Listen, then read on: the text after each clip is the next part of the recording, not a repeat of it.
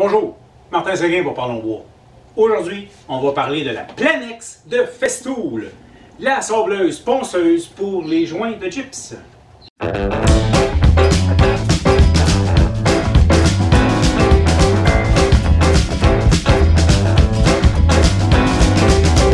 Bon, deux choses importantes avant de commencer.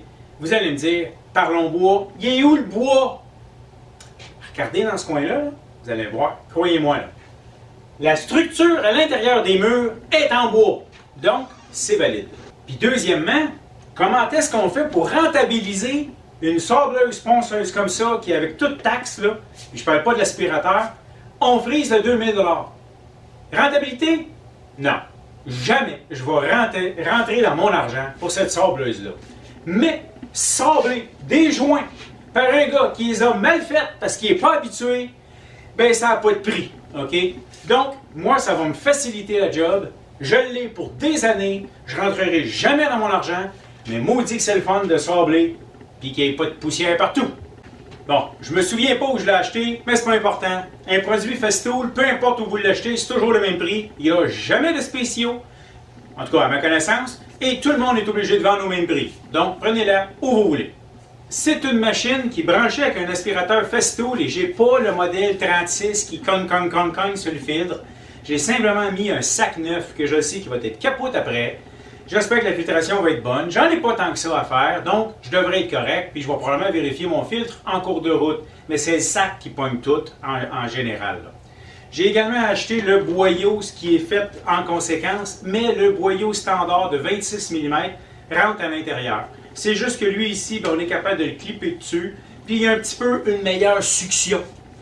Je l'ai essayé ici. Ah, je vous fais une démo. Ça tient au plafond tout seul, cette affaire-là. Donc, en fait, sur cette ponceuse, il y a un ajustement ici où est-ce qu'on peut dire qu'on est soit sur des murs ou soit sur des plafonds. On met un peu plus ou moins fort. Je vous passe ça au plafond, puis remarquez la lumière tout le tour. C'est vraiment le fun pour bien voir ce qu'on fait.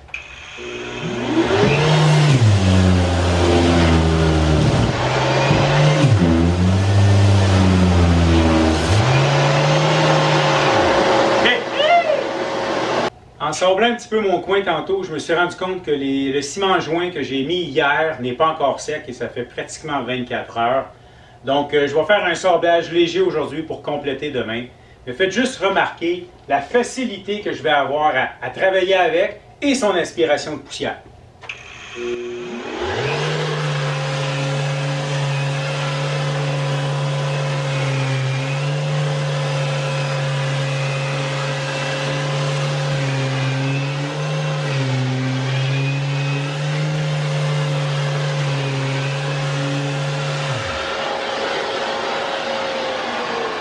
Tellement pas bon que le mur fait le rond.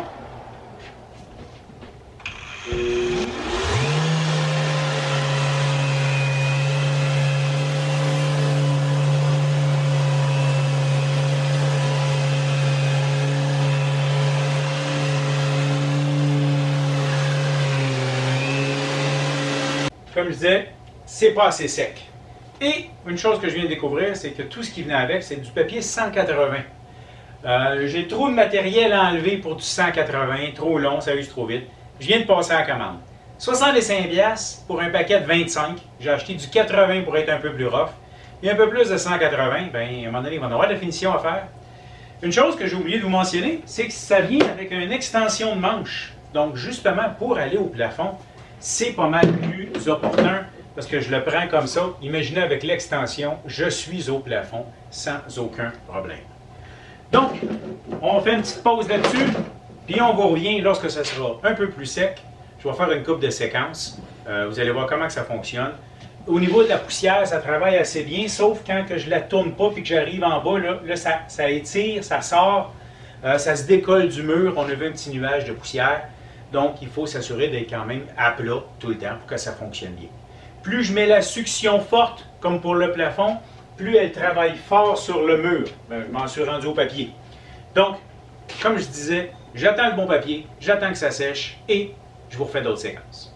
Me voici quelques jours plus tard et là, j'ai reçu du papier 80. Je me suis racheté du 80 et du 180. C'est pas comme du bois, là, on n'a pas besoin de faire toutes les étapes entre. Là. Le 80, pour moi, ici, c'est pour enlever le plus gros. Écoutez, gros changement, ça paraît beaucoup, ça va beaucoup mieux. Premièrement aussi, il est sec, hein, ça aide. Et bien, disons que je l'ai testé pas mal de ce côté-là. Ça va bien, ça va vite. J'adore la lumière tout le tour. Mais je fais attention à mon papier, hein, ça revient à 3 piastres la feuille approximativement. Pour 25, là, ça m'a coûté 75 $. Donc, on y fait un peu attention.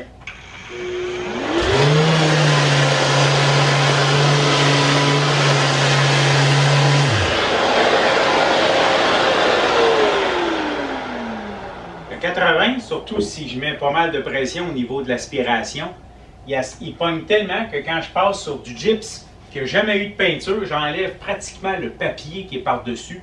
En fait, je l'enlève, il faut que je fasse attention. Donc, j'y vais même un peu plus doucement. Ici, je pourrais y aller un petit peu plus fort.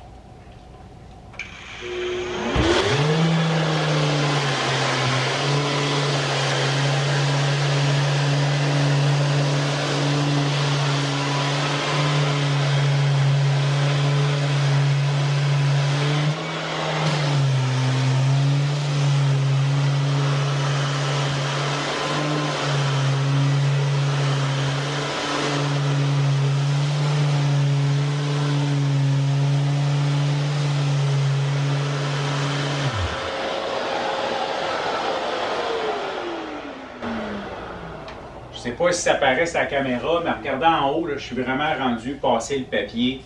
Mais mon joint, il n'est pas encore beau et parfait. Pourquoi? Ben, c'est de ma faute. C'est moi qui n'ai pas bon à tirer des joints et c'est ma première couche.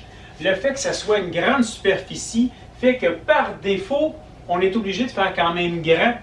Ça a des avantages, ça évite les creux. Au lieu de faire juste des petites bosses ou des petits ballons, là, ben, même si je ne suis pas un spécialiste, je sais que c'est bon de faire ça grand.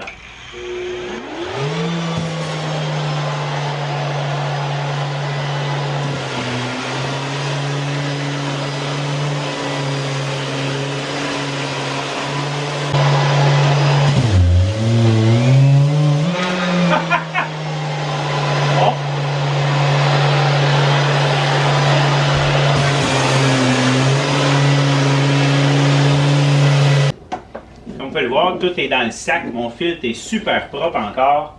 Donc, le modèle qui a le bang-bang pour le cogneur sur le filtre, c'est parce que c'est pas le même genre de sac. Moi, je sais que mes sacs sont capotes à la fin.